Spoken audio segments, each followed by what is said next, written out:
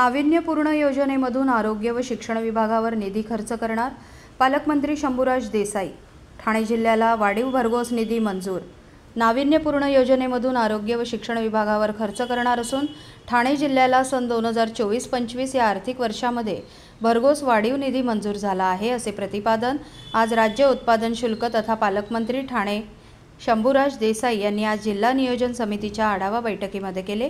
यावेळी सार्वजनिक बांधकाम मंत्री रवींद्र चव्हाण, खासदार डॉक्टर श्रीकांत शिंदे, नरेश मस्के, विधान परिषद सदस्य निरंजन डावखरे, शिक्षक आमदार म्हात्रे, आमदार डॉक्टर बालाजी केणीकर, गीता जैन, संजय केळकर, प्रमोद पाटील, किसन कथोरे, कुमार आयलानी, दौलत दरोडा, जिल्हा नियोजन समितीचे सदस्य जिल्हाधिकारी अशोक शिंगारे, मुख्य कार्यकारी अधिकारी रोहन घुगे, जिल्हा नियोजन अधिकारी वैभव कुलकर्णी, सर्व महानगरपालिका आयुक्त, सहाय्यक जिल्हा नियोजन अधिकारी श्रीमती संगीता पाटील तसेच विविध शासकीय विभागांचे अधिकारी यावेळी उपस्थित होते।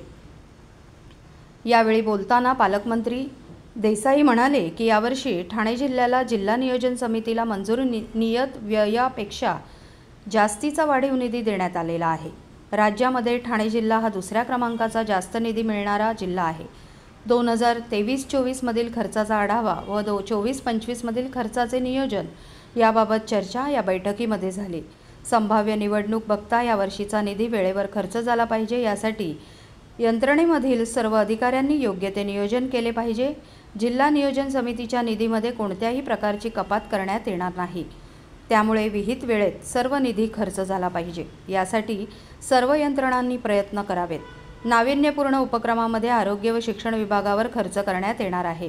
जिल्ह्यामध्ये स्मार्ट प्राथमिक आरोग्य केंद्र व जिल्हा परिषद व महानगरपालिकेच्या शाळांना मॉडेल मराठी शाळा निर्माण करण्यासाठी निधी उपलब्ध करून दिला जाणार आहे। यासाठी CSR मधील निधीही उपलब्ध करून दिला जाणार आहे।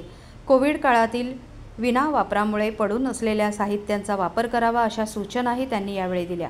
लोकप्रतिनिधींच्या कामाचा याद्या लवकरात लवकर सादर करण्याबाबत विनंती केली।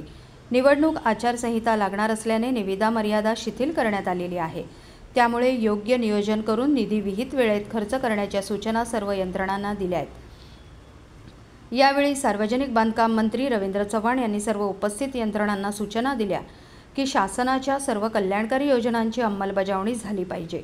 समाजातील सर्व घटकांपर्यंत शासकीय योजना पोहोचल्या पाहिजेत, यासाठी शासनाकडून अनेक तरतुदी करण्यात आल्या आहेत। 15 ऑगस्ट 2024 पर्यंत या योजना कार्यान्वित होणे आवश्यक आहे।